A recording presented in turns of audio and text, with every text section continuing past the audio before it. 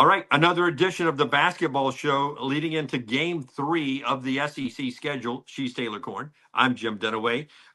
This is the Alabama part of the basketball show this week. In the Auburn part, we broke these into 2 parts this week. We talked with Anthony McLemore about Bruce Pearl building that program into a Final Four team and now becoming Auburn's winningest coach in the school history. You can go check that out here on the platform wherever you're watching or listening to this. But for Alabama, they are number 9 in the Ken Pom as we start this off. Texas A&M is 14th in the Ken Pom. So you factor in home court advantage. This is going to be a challenge for Alabama on the road in College Station this weekend. Taylor, you're doing a great job of keeping up with the unbeaten teams that are left in the SEC. Conference play only, and through just 2 games, it's been chipping away, chipping away. We don't have that many teams left who are unbeaten. We do not. We have 5 teams remaining, 2 of which play on Saturday. Mississippi State, Auburn, Alabama, Ole Miss, and Texas A&M. So Alabama will be down to at least 4 after the Alabama-Texas A&M game, and we'll see what happens. We'll see what happens elsewhere, but all the SEC teams are going to be beating up on each other for the next couple weeks, months. Yes. For right now, 16 more games and then the trip to Nashville for the SEC tournament. All right, we have 3 questions and then a ranking in our show today. And I want to start off with Mark Sears because people were worried about Mark Sears earlier because of one particular game. And then now they're really riding on Mark Sears. And I want to compare his numbers to last year. But if I first asked you about Mark Sears, your impression on what Mark Sears is now doing for Alabama, what's your take of the captain there? I'm not concerned. I think that we're hearing a lot less about him because he was the star of the show last year. That's who everyone was talking about on Alabama's roster. And this year they're spreading the love. You know, they have a lot more guys. LeBaron Philon, freshman phenom.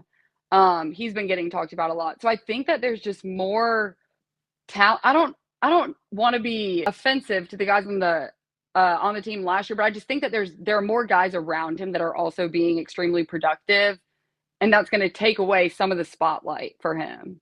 Yeah, that's to your point. I think his minutes played, you can look in some blowout games, he's played basically 20 minutes, a half of basketball, where last year it seemed like every game he was playing 38 plus minutes. Yep. He's played some games, big games, where he's only played 30, 31 minutes in closely contested game. And me personally, I think that's going to help Mark Sears down the road. He never ran out of gas in the NCAA tournament, but I thought to myself, man, if he's this good after playing so many minutes for 40 games, what would he be like if he got a little rest along the way? And I think Nate Oats is playing the long game, and is resting him a little bit more and still building up the bench and the rotation there. I got a stat for you I want you to react to. Unbelievable year last year for Mark Sears. He was an All-American.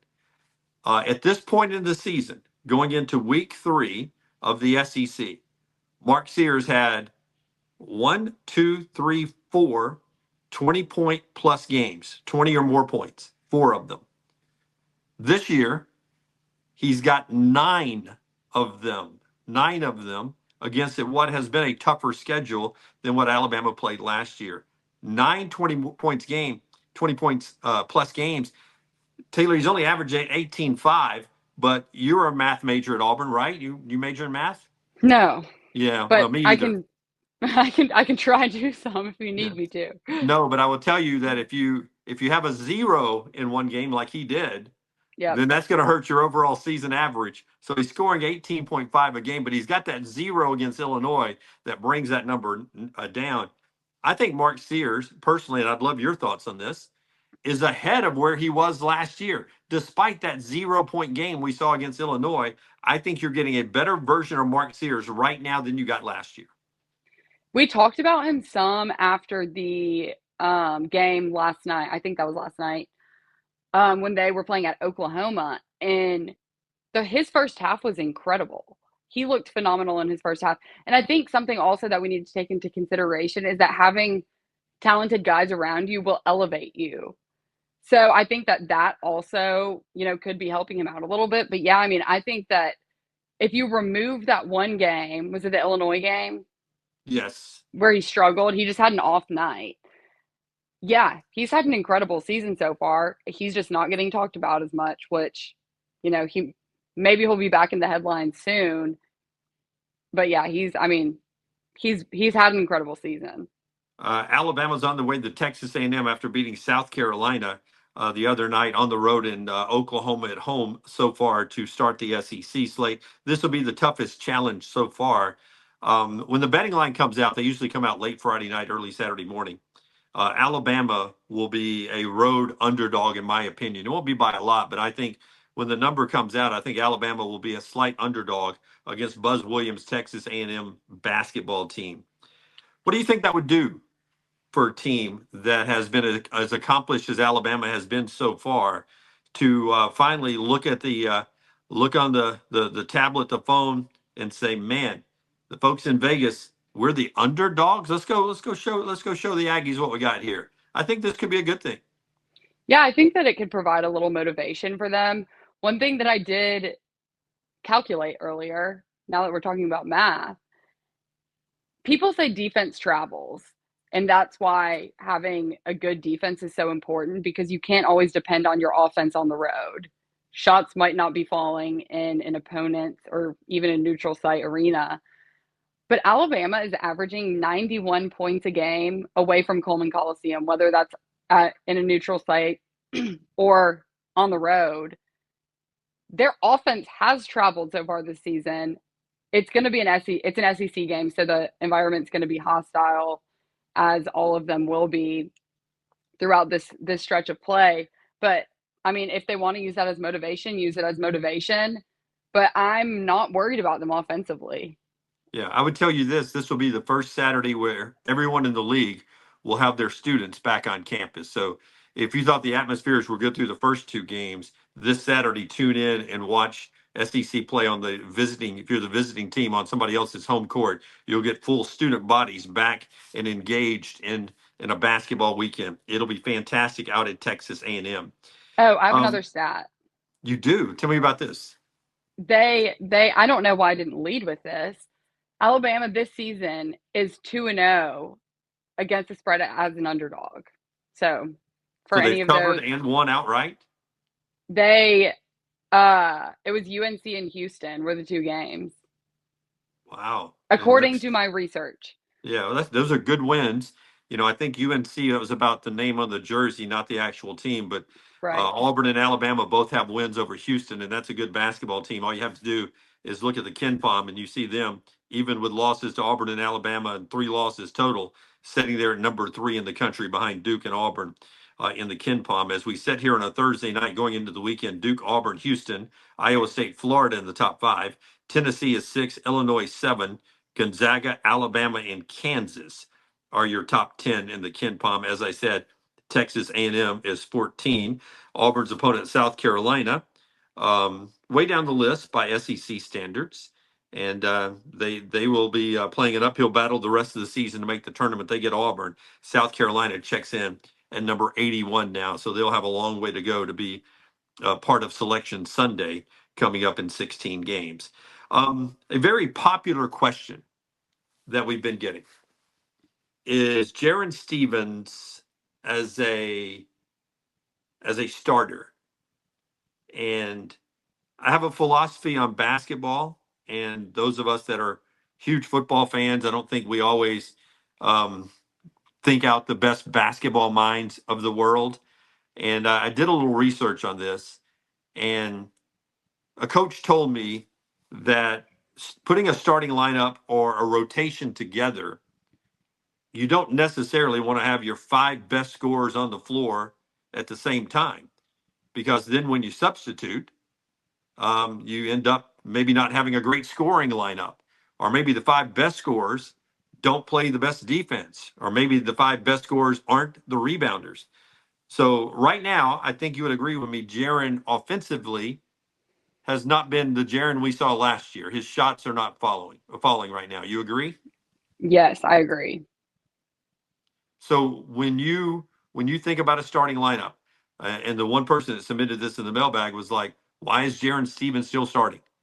I believe it's because of his defense. I believe it's because of his rebounding. I believe it's because of his passing. But I'll go back to defense most of the time. His plus minus is in the positive because he plays defense and rebounds the basketball, whether he scores points or not.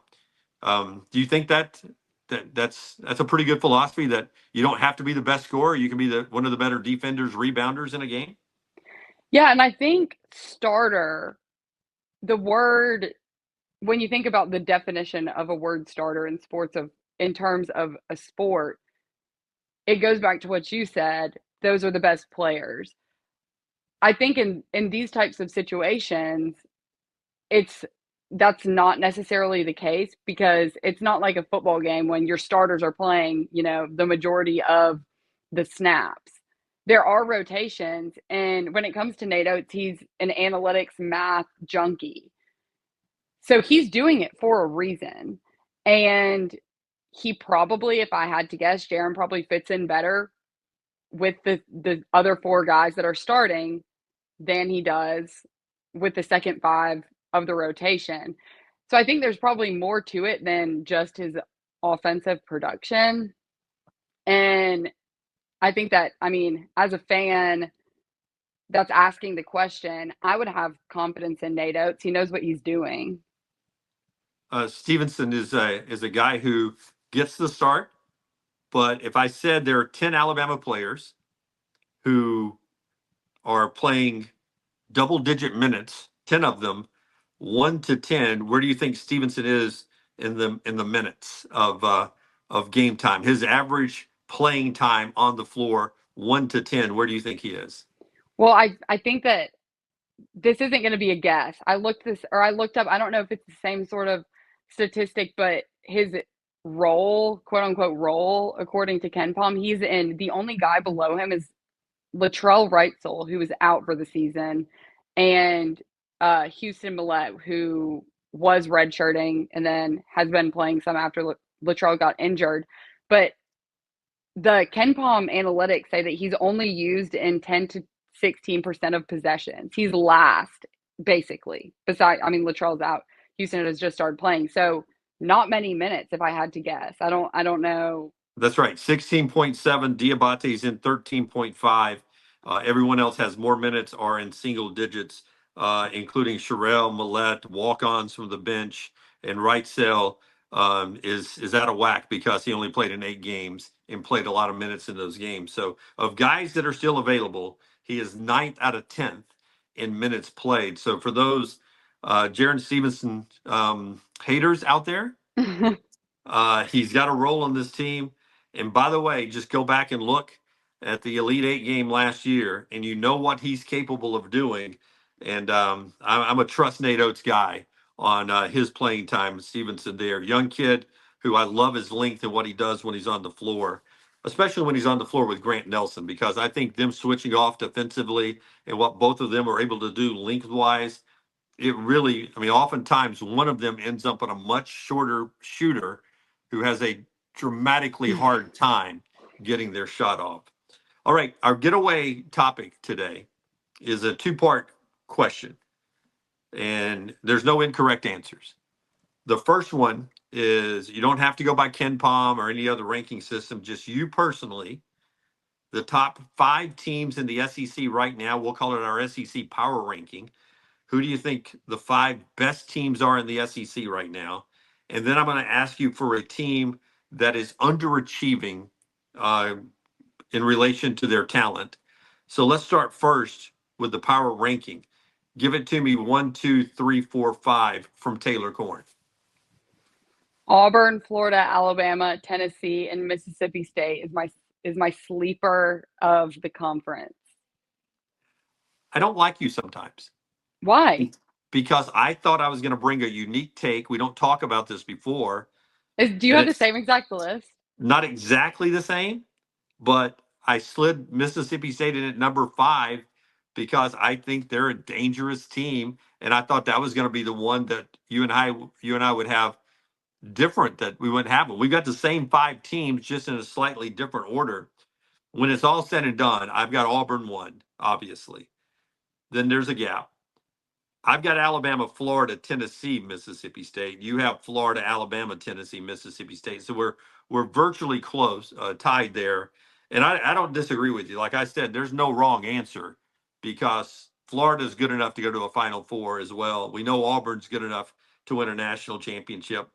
And I think Alabama's good enough to get there again. I think this Alabama team is better than last year's Alabama team. You have to have a lot of things to break that way. But when you go down the list, Rick Barnes in Tennessee, he's got another beast of a defense there. And Chris Jans in Starkville at Mississippi State, that guy can draw up some X's and O's. And I hate to say he does more with less than just about any coach in the league, but he probably doesn't have the talent that they've got in Auburn and Tuscaloosa or in Gainesville or Knoxville. But I think Mississippi State will be there all year battling for them, with them. So the final thing I'll ask you, who's underachieving in your book in relation to talent? My underachieving team right now is Arkansas. I was not expecting them to have lost 4 games this early in the season. There was so much hype around their program after this offseason. John Calipari leaving Kentucky, going to Arkansas. There was just so much excitement. He's obviously an iconic coach. And I feel like from a fan base perspective, they've probably been a little bit let down in terms of how the season has started because there was so much excitement. There was so much hype. We've got this iconic coach. He's coming to take over our things are going to be great. And they haven't been very impressive to start the season. Would you agree or disagree? That is exactly the team I tagged there was Arkansas.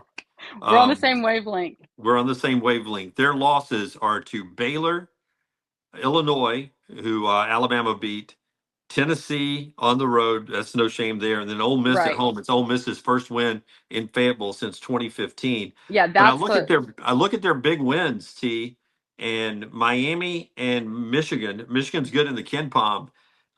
Michigan's their best win right now, and it just doesn't compare to the elite of the SEC, I think is what you're saying. Yeah, I mean, they just don't have, there's not anything that really jumps off the page. There's still time for them to get a meaningful win. We're in the very beginning of the season, but it just hasn't been impressive. And then I think also reading reaction on social media, also that got them in the forefront of my mind because I think that there's just a lot of disappointment. Yeah, I agree with you, especially with all the Tyson money that Yeah, those chicken that's nuggets. yeah, those the ability to have a big booster that helped you get in the NIL and build this roster. They are not playing together yet, but I still think there's time for the Hogs to get into the hunt. All right, that's another part of the basketball show leading into the game this weekend. Hopefully, you're watching this on a Friday morning with ice in the ground just from the comfort of your home, or Saturday leading into the games. Whenever you do, we drop one either Thursday night, Friday morning, every week. We drop one on either Sunday night or Monday morning for your drive in on Monday morning. It'll always be there waiting on you when you wake up. And then we're live in post game after Alabama and Auburn games all season long. It's the basketball show. She's Taylor Corn.